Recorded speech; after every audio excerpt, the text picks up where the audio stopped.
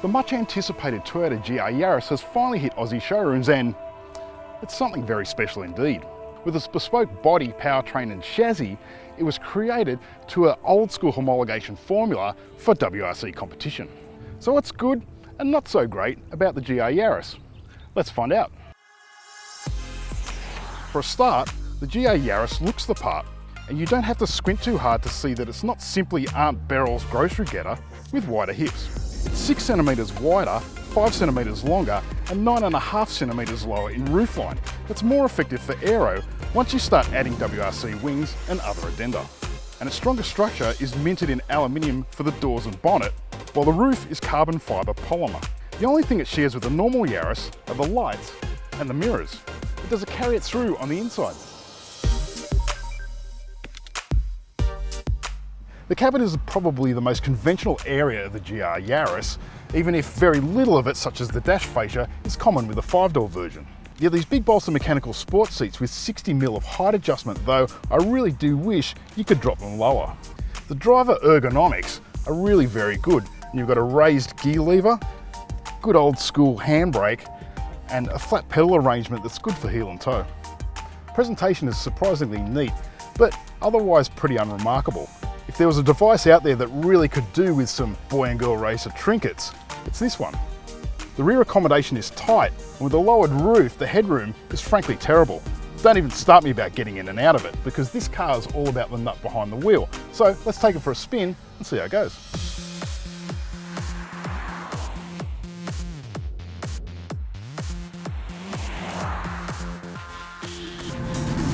Now 200 kilowatts and 370 newton meters. It's a lot of output to squeeze out of a little 1.6 litre 3-cylinder turbo.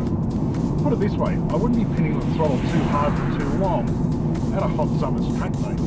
The clutch is nice and progressive, the gearbox is slick, and probably one of the real highlights for me of the on-road experience is just how connected the driver is to what's happening on the road.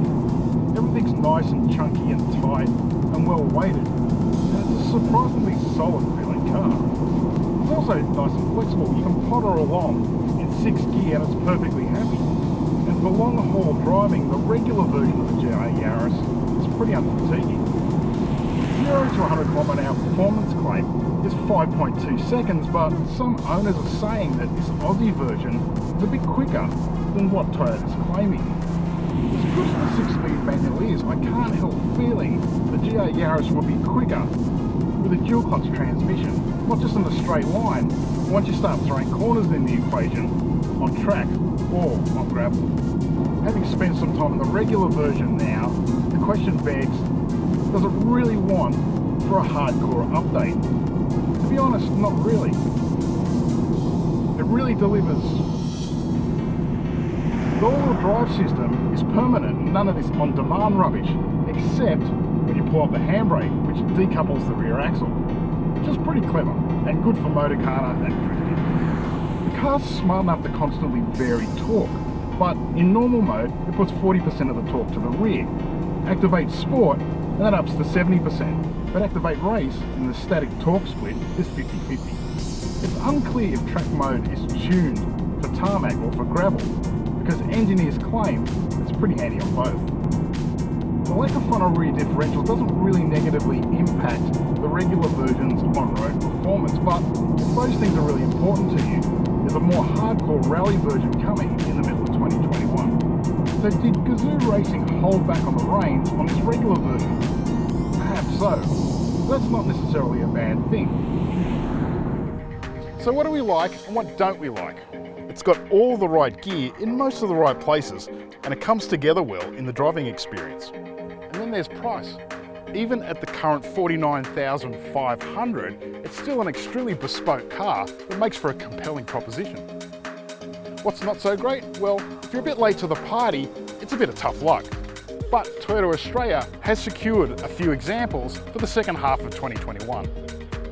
If you bought one as an investment to flip for profit, the arrival of the harder core rally version isn't such great news. It'll be interesting to see how future resale value plays out. So do you think the GR Yaris is the kind of statement that will put Gazoo Racing on the same map as BMW M and Mercedes AMG? Let us know in the comments below and make sure to subscribe to Motor. And don't forget to click the bell to get alerts on all of our updates.